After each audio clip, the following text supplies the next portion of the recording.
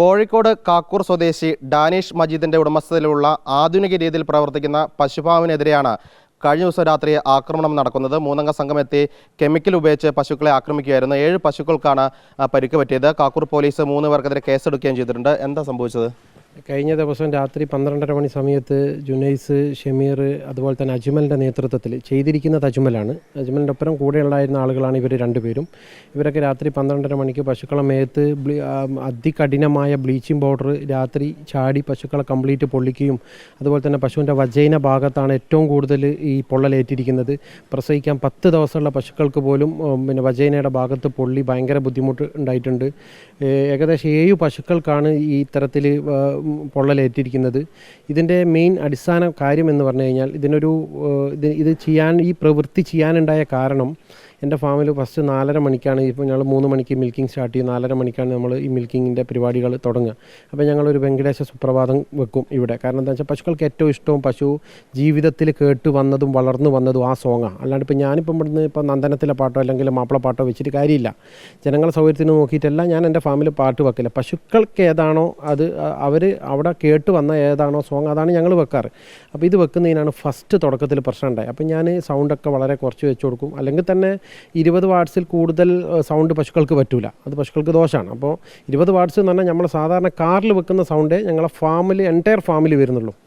അതുപോലെ ഞാൻ സൗണ്ട് കുറച്ച് കൊടുത്തു. പിന്നീടാണ് എനിക്ക് മനസ്സിലായത് ഇത് പ്രശ്നം വേറെയാണെന്നുള്ളത്. അങ്ങനെയാണ് മലിനീകരണ പ്രശ്നം കൊണ്ടുവന്നത്. മലിനീകരണ പ്രശ്നം കൊണ്ടുവന്നപ്പം പഞ്ചായത്ത് അധികൃതർക്ക് പരാതി കൊടുത്തു. പക്ഷേ ആ പരാതിൻ്റെ മുകളിൽ ഒരു നടപടിയും പഞ്ചായത്ത് അധികൃതർ ഞങ്ങൾക്ക് അനുകൂലമായിട്ടാണ് എടുത്തിരിക്കുന്നത്. സത്യസന്ധമായിട്ട് അവർ ക്യാമറ വെച്ച് റെക്കോർഡ് ചെയ്തിട്ടാണ് അവർ പോയത്. 5 അംഗ സംഘം ഇവിടെ വന്നു പരിശോധിച്ചു. ഇവിടെ ഇത്ര വൃത്തിയുള്ള ഫാം അയാളെ സർവീസിൽ കണ്ടിട്ടില്ല എന്നാണ് എനിക്ക് തന്ന റിപ്പോർട്ടിലുള്ളത്. അപ്പം ഇത്തരം പ്രവൃത്തി ചെയ്യുന്നത് മലിനീകരണം മനസ്സിലാണെന്ന് മനസ്സിലായി. അപ്പോൾ എൻ്റെ തൊഴുത്തിലല്ല മലിനീകരണം. അപ്പോൾ ഓരോ മനസ്സിലാണ്. അപ്പോൾ ആ പ്രശ്നം സോൾവ് ചെയ്യാൻ എനിക്ക് പറ്റില്ല. കാരണം ഞങ്ങൾ ഇത്രയും വൃത്തിയിൽ ഇത്രയും രീതിയിൽ കൊണ്ടുനടന്ന് ഫാം കൊണ്ടുനടത്തി പിന്നെയും പ്രശ്നങ്ങൾ പറഞ്ഞു കഴിഞ്ഞാൽ ഞങ്ങളിപ്പോൾ എന്താ ചെയ്തതിൻ്റെ അപ്പുറത്ത് നിങ്ങളെങ്ങനെ മലിനീകരണം ഇല്ലാതാക്കുന്നത് എങ്ങനെയാണ് മാലിന്യ സംസ്കരണം നടത്തുന്നത്? മാലിന്യ സംസ്കരണം നടത്തുന്നത് ഇവിടുന്ന് വെള്ളം കംപ്ലീറ്റും ഇതിനാലെ കേകിയ വെള്ളം കംപ്ലീറ്റും 50 ഏക്കർ റബ്ബർ എസ്റ്റേറ്റിലേക്കാണ് ഞങ്ങൾ അടിച്ചുവിടുന്നത്. ഞങ്ങൾ തന്നെ റബ്ബർ എസ്റ്റേറ്റാണ് തൊട്ട മുകളിൽ നിങ്ങൾക്ക് വന്ന് നോക്കിയാൽ കാണാം. 50 ഏക്കറിലേക്ക് ഇവിടുന്ന് ഓസിട്ട് കൊടുക്കുകയാണ്. രണ്ടാമത് ചാണകം കംപ്ലീറ്റ് ഞങ്ങൾ ബയോ ഫെർട്ടിലൈസർ ആക്കിയിട്ട് പെർ ബാഗിന് 500 റുപ്യ കോസ്റ്റിൽ മാർക്കറ്റിൽ വിൽക്കുകയാണ്. ഇപ്പം തന്നെ അടുത്ത 6 മാസത്തേക്കുള്ള ഓർഡറാണ്. അത്രയും ടൈറ്റുള്ളൊരു സാധനമാണ് ബയോ ഫെർട്ടിലൈസർ. അതിനെ ഉണക്കുന്നത് 60 ഡിഗ്രി സെൽഷ്യസിലുള്ള UV ഷീറ്റ് ഉപയോഗിച്ചിട്ട് ഒരു ടെൻറ്റ് കെട്ടിയിട്ടാണ് ഞങ്ങൾ ഈ ചാണകം ഉണക്കിയെടുക്കുന്നത്. അത് നിങ്ങൾക്ക് നേരിട്ട് വന്നാൽ ബോധ്യപ്പെടുന്നതാണ്. ഫാമിൻ്റെ തൊട്ട ഭാഗത്താണ് അതിൽ ഉണ്ടായിട്ടുള്ളത്. ഇത് ഏത് ഇനത്തിൽപ്പെട്ട പശുക്കളാണ്? എത്ര കാലം നിങ്ങൾ ഈ മേഖലയിൽ? ഈ പശുക്കൾ കംപ്ലീറ്റും HF ഇനത്തിൽപ്പെട്ട ഹൈ ഓൾസ്റ്റീൻ ഫ്രീഷൻ്റെ പശുക്കളാണ് ഇത് കംപ്ലീറ്റും. ഇത് ഞാൻ ഏകദേശം 2006 സ്റ്റാർട്ട് ചെയ്തത്. എൻ്റെ 13ാമത്തെ വയസ്സിൽ ഞാൻ ഈ ഫാം ഫീൽഡിലുണ്ട്. 2006 ഞാൻ ഫാം ആദ്യമായിട്ട് സ്റ്റാർട്ട് ചെയ്യുന്നത്. അത് കുറ്റ്യാടിയിലായിരുന്നു ഫസ്റ്റ് ഫാം സ്റ്റാർട്ട് ചെയ്തത്. ഇപ്പം ഇവിടെ ഫാം സ്റ്റാർട്ട് ചെയ്ത് ഏകദേശം ഒരു വർഷത്തോടാവുന്നേ ഉള്ളൂ. ഇവിടെ പശുക്കൾ ഏകദേശം 30 പശുക്കളാണ്. സർക്കാരിൽ നിന്ന് എന്തെങ്കിലും സഹായിക്കുക പ്രോജക്റ്റിന് കിട്ടിയിട്ടുണ്ടായിരുന്നു? സർക്കാരിൻ്റെ നമ്മളെ ഏറ്റവും വലിയ ഹൈലൈറ്റ് എന്ന് പറയുന്നത് കേരളത്തിലെ ആദ്യത്തെ രാഷ്ട്രീയ ഗോകുൽ മിഷൻ്റെ ഫസ്റ്റ് പ്രൊജക്റ്റാണിത്.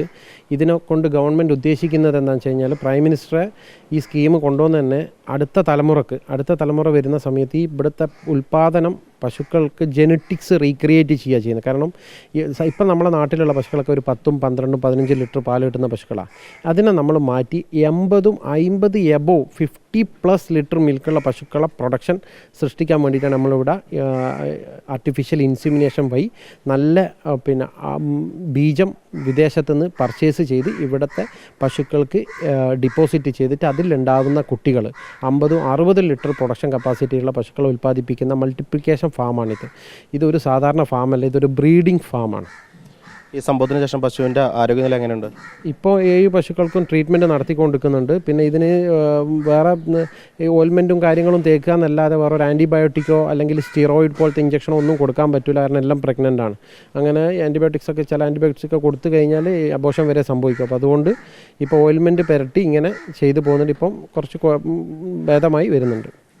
അയൽവാസികളുടെ പരാതി എന്ന് പറയുന്നത് ദുർഗന്ധം വരുന്നു, ഇവിടെ നിന്നുള്ള മാലിന്യം അവരുടെ കിണറുകളിലേക്ക് പോകുന്നുവെന്നായിരുന്നു. അങ്ങനെ ചേളന്നൂർ പഞ്ചായത്തിൻ്റെ ആരോഗ്യ വിഭാഗം തന്നെ നേരിട്ട് ഇവിടെ എത്തുകയും പരിശോധന നടത്തുകയും ആ പരാതി അടിസ്ഥാനരഹിതമാണെന്ന് സ്ഥിരീകരിക്കുകയും റിപ്പോർട്ട് നൽകുകയും ചെയ്തിരുന്നു. അതിനുശേഷമാണ് ഈ രീതിയിലുള്ള ആക്രമണം ഉണ്ടാവുകയും ചെയ്തിരിക്കുന്നത്. കോഴിക്കോട് നിന്ന് വീഡിയോ ജേർണലിസ്റ്റ് ജിബേഷിനൊപ്പം reporter Sinoj Thomas, in reporter.